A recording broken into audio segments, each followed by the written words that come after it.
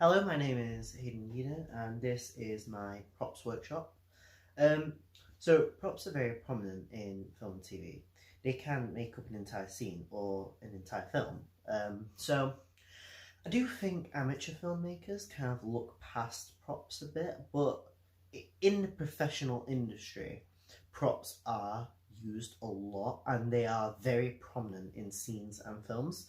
So I've got two book examples, which I know they're books, but they have been made into films. So I'm just using the books because I want to.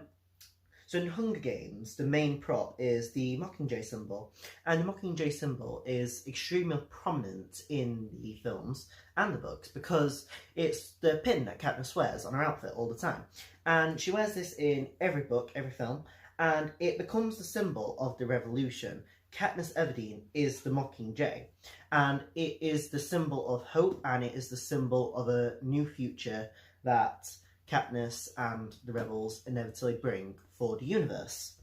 Another universe where props are very, very well made is the Harry Potter series. So in the film, there are so many props. There's wands, there's potions, there's broomsticks, and they're all very well made, so each character has their own individual wand, and it's just that attention to detail which really makes the film, because now, like, you can go online and you can buy each character's wand. So, like, it's really smart if you think about it.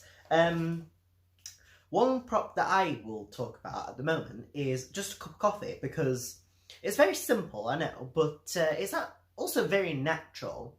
So, like, it gives characters a reason to sit down and talk. Like, they talk over a cup of coffee, or if you don't like coffee, you can have tea. Like, it just gives them a reason to sit down and talk about stuff. And, like, even if, like, your character's walking down the street and they see your friend, you can make your character say, oh, do you want to come inside for a cup of coffee? Like, it's just very natural, I think. So, here are two examples in industry TV shows where coffee has been used to make up a scene or to structure a scene. So the first the first example will be from Gilmore Girls, where coffee is probably mentioned in every episode of the show. And the second example is from Suits. Oh, excuse me, I'm sorry. Yes, sweetie? What are the tiny cups for? They're coffee cups. They're for coffee. What, are you running out or something? I'm sorry? Never mind. Listen, we are very sleepy this morning, so would you happen to have something in a larger size, say a mug, a tureen, a small bowl of some kind? A coffee bowl? Yes, a coffee bowl. Bring two, please. We don't have coffee bowls. I'm sorry. Okay, well then, would you mind bringing, what do you think, two, three? Three's good. Yeah, 3 of these cute little cuppy things. Oh, and could you leave the pot in the meantime? Oh, looks like coffee. Smells like coffee. Comparison stops there. This sucks. Just put a... Uh-oh, what did you do to Scotty? Nothing. That is not nothing. That is a soy caramel latte with a double shot of fear and guilt. That is an apology coffee. Why can't it just be a I'm a great boyfriend coffee? If you're such a great boyfriend, why don't you know that your girlfriend is on her way to Chicago for the Wexler deposition?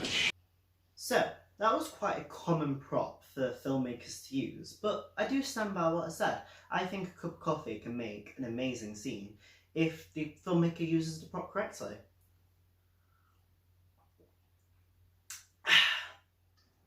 So, what about some more uncommon props?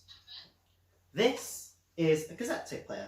It was mostly popular in the 1980s and 90s. But yeah, so basically you'd get cassette tape and you have a player, and this is how they played music because they didn't have Spotify back then. Now it's a bit retro, it's a bit old, but like it's still kind of cool. So obviously, if it was the 1980s, this would be quite a common prop, but given the fact we're in 2021, to see one of these is a bit strange. My mum saw this earlier and said, and I quote, "Bloody hell, I haven't seen one of them in donkey's years." But Guardians of the Galaxy, released in 2012, I believe, actually had one of these cassette tape players be one of its main props, because Quinn, Star-Lord, uses it a lot. And the way Guardians of the Galaxy used this prop was very good, because this is how the movie starts. But there's basically the friggin' film revolves around the soundtrack. Star-Lord has to steal back his Walkman from the prison guards. He needs... Basically, yeah, and at the end of the film, he opens this gift from his mother, who passed away at the beginning of the film. He waited like 30 years to open that, and it ends up being a cassette tape of her favourite films. And so basically, the entire film revolves around the cassette tape player and the cassette tape. So, here is an example of it being used in Guardians of the Galaxy #1.